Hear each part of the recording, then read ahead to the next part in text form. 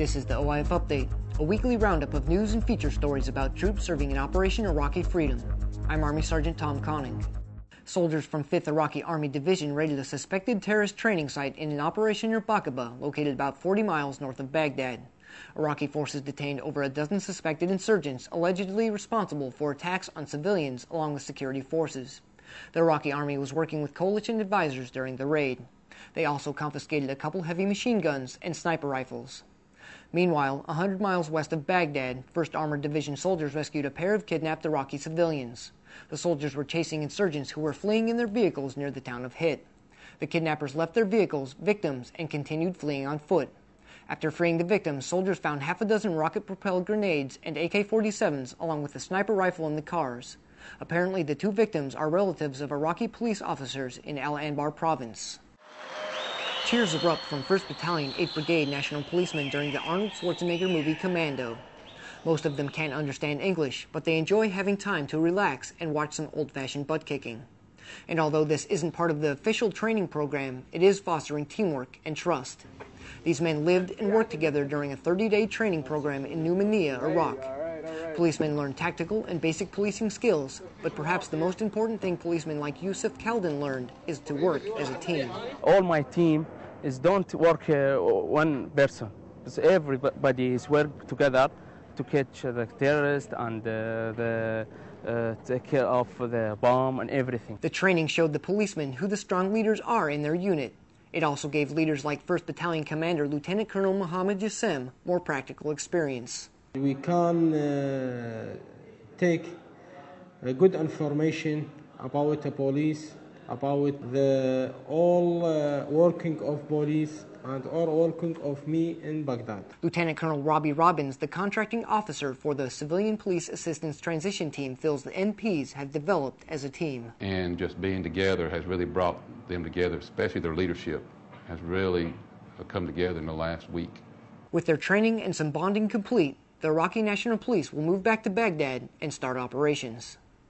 Elsewhere, Special Iraqi Army forces and coalition advisors captured an al-Qaeda in Iraq terror cell leader in Yusufaya, south of Baghdad. The coalition suspects this leader is responsible for the kidnapping of 2 American soldiers in June of 2006. Coalition forces later found the 2 soldiers tortured and murdered. Authorities also believe he is responsible for other kidnappings, murders, and violent crime in the Yusufaya area. Keeping in shape is a vital priority for soldiers throughout the Army.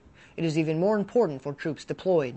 Specialist Jesse Belford has the story on one group of soldiers who decided to lose weight from the top down.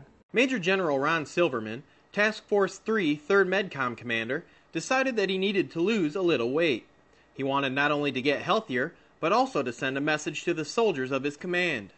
Since I am the top doc in theater, I thought it was wise that I set the example. I was a little bit overweight, and I decided that it's time to make a change. And make a change he did. Several of Major General Silverman's overweight soldiers decided to follow his lead and shed a few pounds. One of them was Specialist Travis Herndon. He has lost 55 pounds since deciding to lose weight by changing his dietary and exercise habits. Specialist Herndon says he feels better since he's dropped some weight. Now I can fit my uniform. Before it was real snug, real tight, can barely move in it. I look better in the uniform. I'm not as tired much as I used to be. I have more energy to do other things, more extracurricular activities. So, Specialist Herndon says his new routine has been tough at times, but the results are definitely worth it. I love looking at myself, seeing where I was before and where I'm at now, knowing that, dang, I made it this far. I don't want to go back to where I was, so it just made me feel better about myself. Major General Silverman and Specialist Herndon encourage anyone who has thought of losing weight to make the decision and do it. From Camp Victory in Baghdad, I'm Specialist Jesse Belford. Marines from 4th Civil Affairs Group and soldiers from 486 Civil Affairs Battalion opened a Civil Military Operations Center in south-central Ramadi this week. The center will provide local nationals with items like generators, heaters, and food. They will also work with local authorities to fix water mains and electrical problems. Civil Affairs soldiers and Marines expect to help 20 people a day.